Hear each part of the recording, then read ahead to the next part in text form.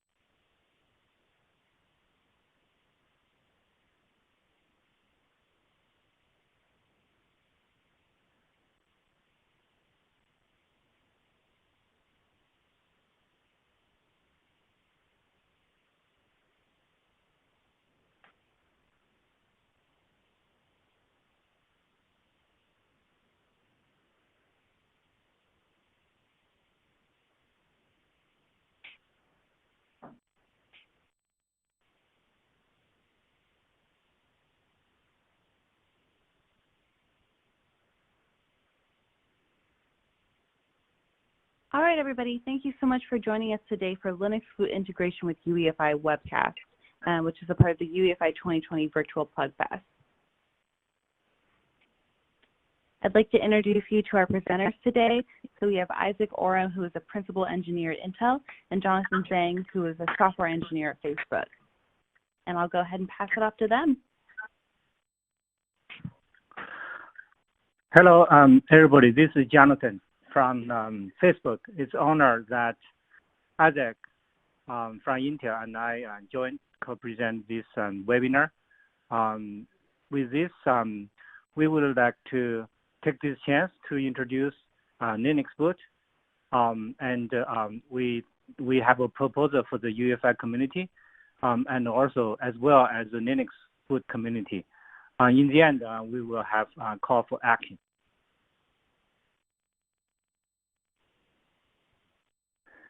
Why use Linux to boot? This is actually not a new idea.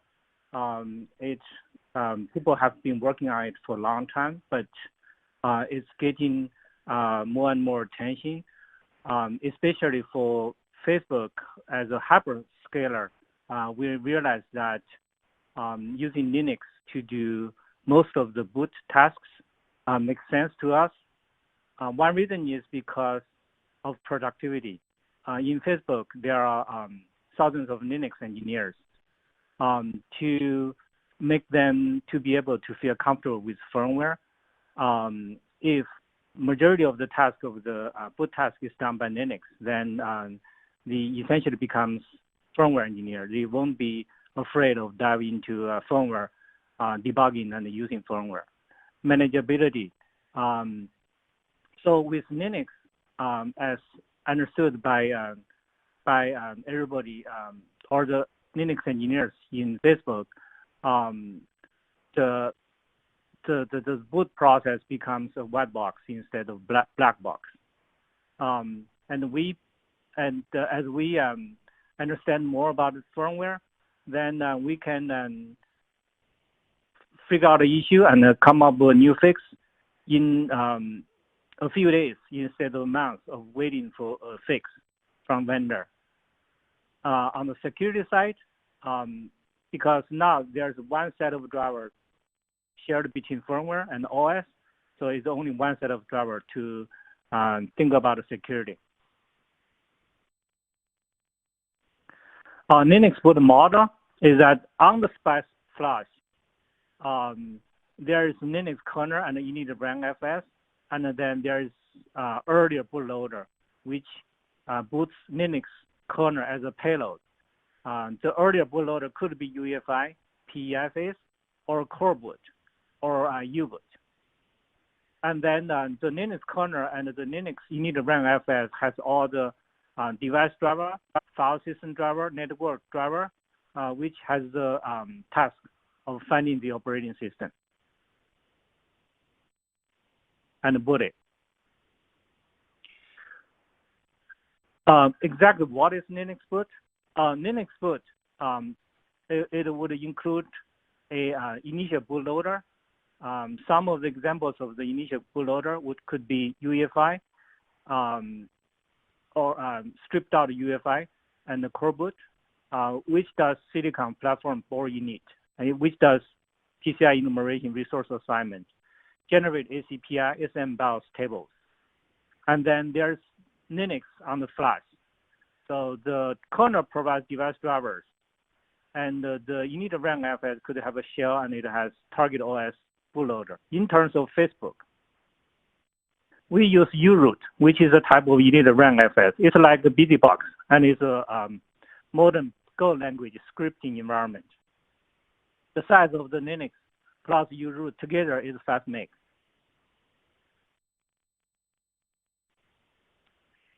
Why is LinuxBoot gaining traction? Why now? So for Facebook, we desire to use LinuxBoot as our firmware, but the obstacles of using LinuxBoot is getting chipped away. Why is that? Why is that? Flash size is less a problem now. Linux, the kernel plus you need to run FS is 5 meg. So today, the flashes is all more than 60 meg. For us, the smallest flash size is 60 meg.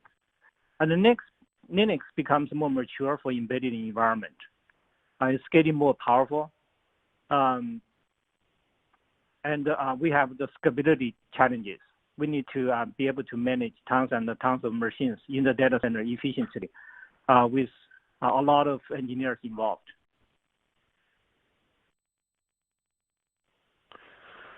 So I'd like to introduce the Open System Firmware. This is a sub-project in the Open Compute project. So the Open Compute community is quite large, and it's at opencompute.org, and they've been building server ingredients in an open way. So chassis and motherboards, network components, many elements of a data center are being developed in an open source or an open style. And this community has gained a lot of momentum over the last few years. And so historically, the hardware has been open, and now the firmware is starting to become a challenge to that openness and sharing. And there's a number of problem statements. A few of them are around really system ownership. The Open Compute project sense of who owns the system is the person who bought it, whereas the traditional PC and server ecosystem, the manufacturer tends to control the firmware. It's proprietary, and the end user can update only to versions of the firmware from the manufacturer. So this is the type of problem statement in the firmware space and challenge that the Open System Firmware project was incubated to go after. So the Open System Firmware is a sub-team within OCP.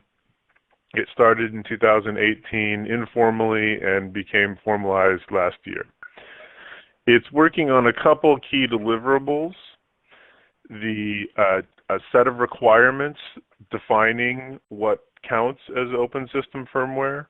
And this is not obvious because most systems today are a hybrid open source model is the most you can expect, at least most systems from Intel. Other ecosystems are much more, are 100% open as targets and things like that. But the majority of the server ecosystem has mixes of microcodes and manageability firmware and other binary blobs, as well as some open source. So even if you do core boot, you're still working with something like the Intel FSP for silicon support that's a binary blob. You still have microcode updates and pieces like that. So the Open System Firmware project has defined a scope and has a regular weekly call and has been working on two key deliverables: a transition schedule for when Open System Firmware can become available, so working with silicon vendors like Intel, ODMs, and other hyperscaler customers to produce a realistic timeline for when open system firmware would be available. And then the checklist that is really the requirements for what it means to be open system firmware and what are the minimum requirements. And so those two things are available. If you go to opencompute.org and find the Open System Firmware project, you'll be able to find these two documents and contribute if you're interested.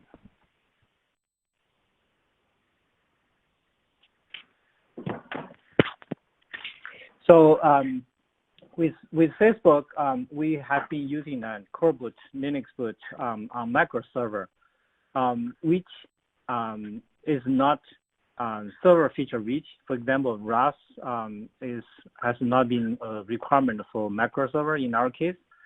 And then we and Intel believe that we need to take it to the next level to try coreboot LinuxBoot on compute and storage servers.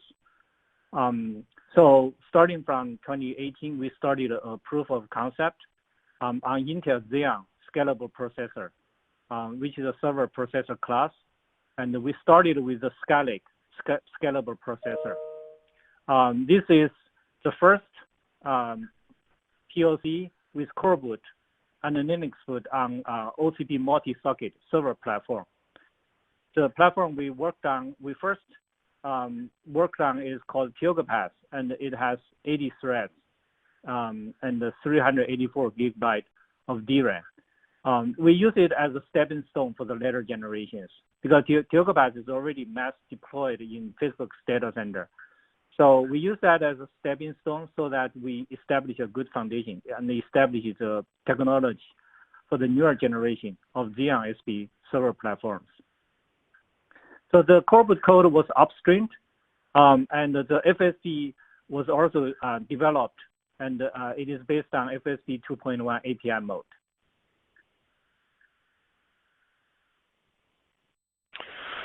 For those of you not familiar, I'll give a quick background on the FSP specification. So FSP 1.0 came out as a way of encapsulating our UEFI EDK2 silicon initialization code with a simpler set of APIs that can be used by any bootloader. As we integrate